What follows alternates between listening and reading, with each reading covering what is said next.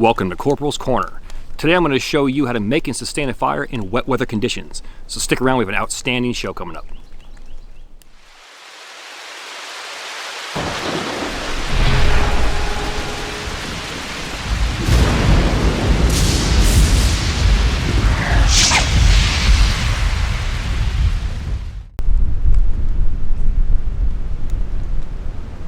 Now a storm just came through here and trashed the place. Everything is soaking wet, which is perfect because today I want to talk about how to make and sustain a fire in wet conditions. More importantly, what to do when the tinder, kindling, and the fuel are damp, marginal, or soaking wet. Now before somebody loses their mind and says, "It's not dumping water, he ain't representing, he ain't keeping it real." First off, take a break. Second, here's the reality. If it was dumping buckets of water, are you going to be A, hunkered down somewhere, or B, out there getting soaking wet trying to light a fire? I'm probably going to be hunkered down. Once that storm passes or lets up, then my work begins. So with that, let's go ahead and utilize our 10-piece kit or our 10 C's of survivability, dig in our pack, and see what we're already carrying to make this happen.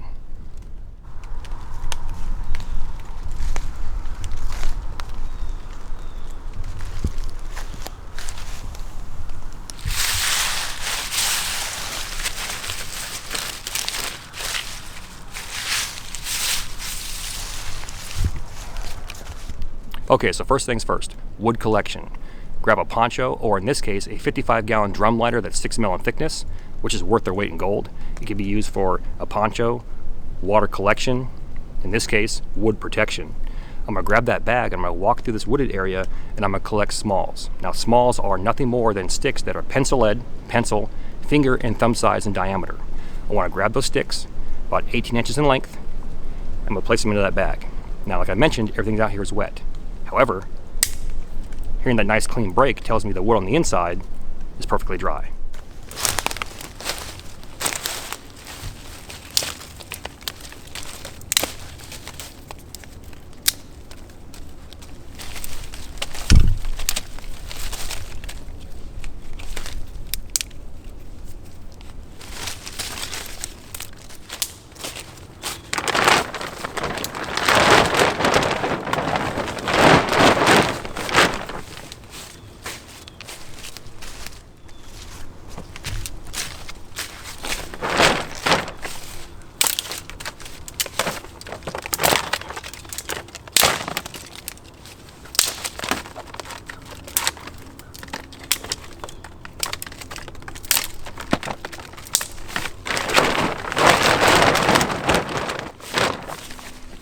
Alright, so the bag is about half full. We get that perfect ratio of smalls, which are pencil lead, pencil, finger, and thumb size sticks. Now, because the ground is wet, I want to go ahead and build a platform.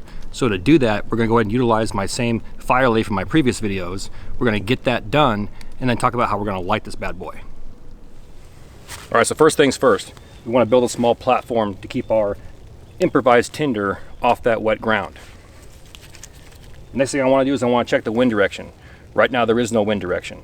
If there were, I want to place my fire in the direction of that airflow so that breeze will actually come through here and carry those flames throughout my fire lay. Since we have no wind, we'll go ahead and build our standard V shape. So all I'm going to do, grab a handful of sticks or smalls and create a V. One on this side, one on that side.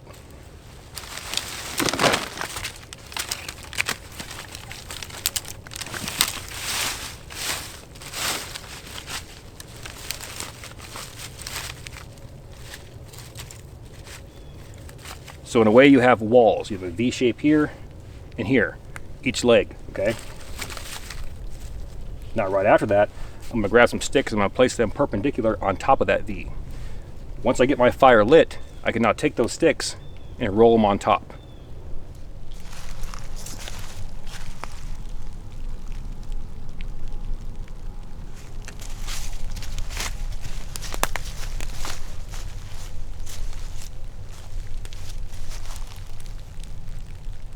Alright, so far so good.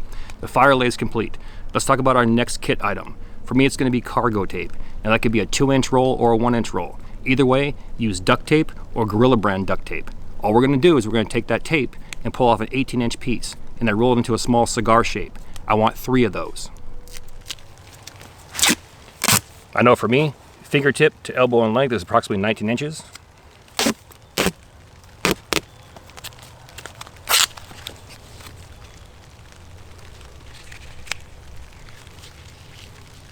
Close enough.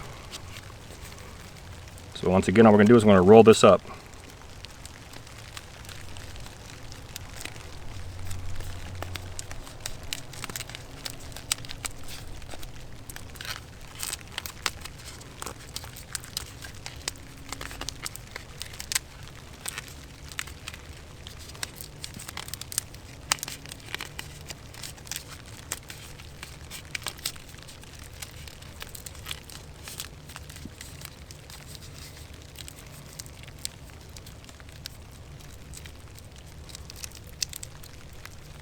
Get 2 more and you're good to go.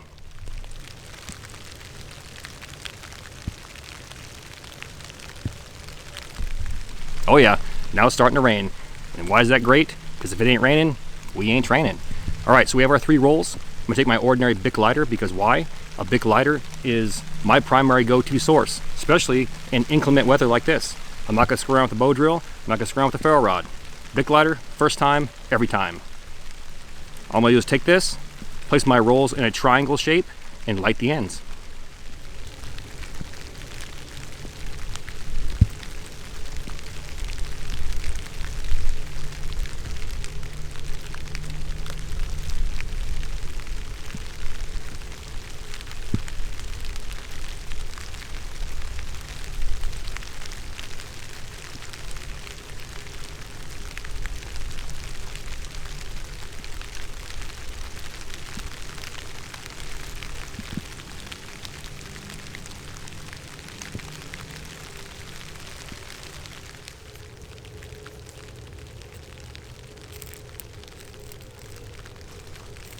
By staggering those rolls, the ends will burn and eventually it will consume itself in the shape of a triangle. And what does that do? It causes that center to be extremely hot, which will do what? Dry out the small pencil, pencil lead, and finger and thumb size sticks. Once I have a nice hot coal bed, then I can place larger sticks in there or around it and dry them out. Let's go ahead and get it done.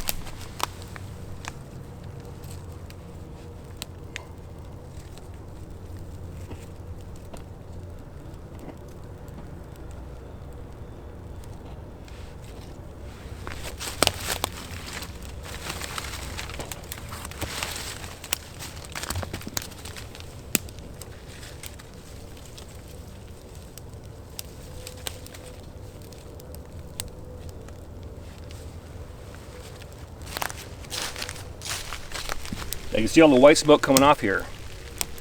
All it's doing is drying out those small sticks, the pencil lead first, followed by the pencil, finger, and then thumb size. Once those flames climb above the current fuel source, meaning they're up here, I can go ahead and add some more and start drying those out as well.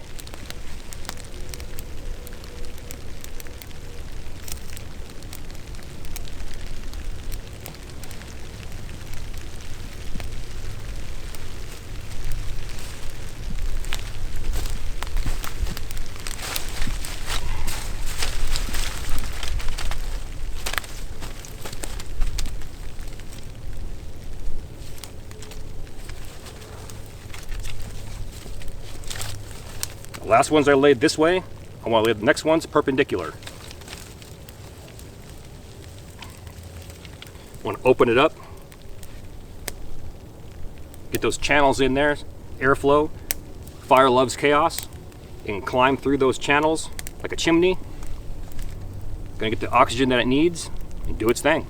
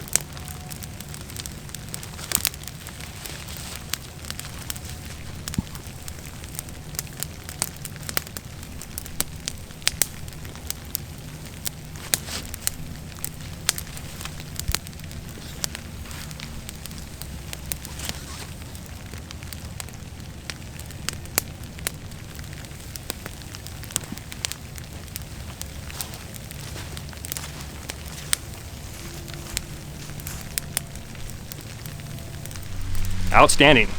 Now it's starting to rain. Look back here with a nice clean burn. The moisture's burned off with a nice hot coal bed. From here, I can add my fuel source. Fuel meaning sticks that are larger than thumb size. Love it.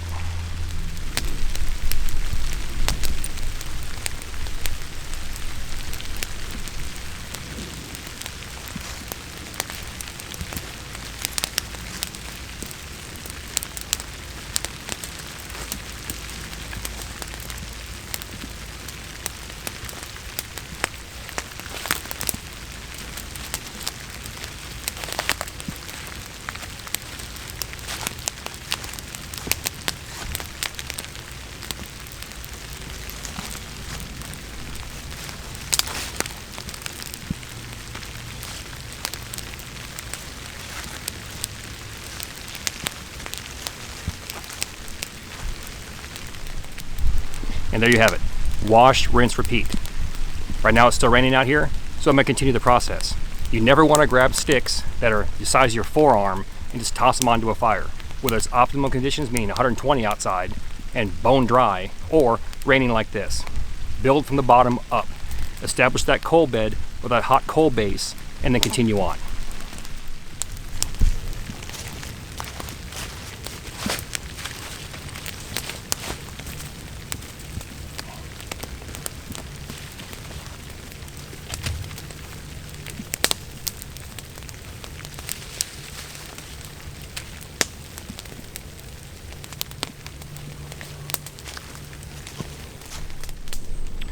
Now one last thing you can do to aid in the process is work around the fire, meaning anything along the outside that's dried out, that kind of burned in half and kind of fell by the wayside, go ahead and scrape that up, place it on top. One, because I know it's already dried out, and two, it's probably smaller diameter sticks that will burn faster, drying out the larger size ones.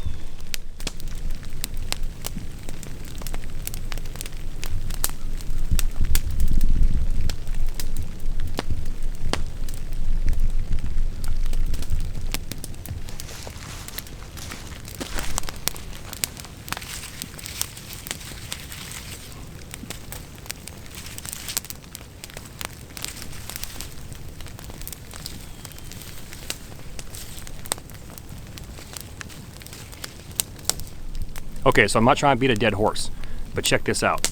Putting those 3 rolls of duct tape in there in the shape of a triangle was roughly the size of this diameter right here. 1-inch roll of Gorilla Brand duct tape. Now look at it. We're about 18 to 20 inches diameter, okay? And it keeps growing. And that's the real trick. You gotta baby this stuff. You go up 1 tier, meaning larger than your thumb, for your fuel source, add some more smalls. Then go 1 more, add some more smalls. And that fire is gonna continue to grow, creating that nice hot coal bed. That way, if it does start raining intermittently, say for 5, 10 minutes, 20 minutes, you're still gonna have coals that you can come back to.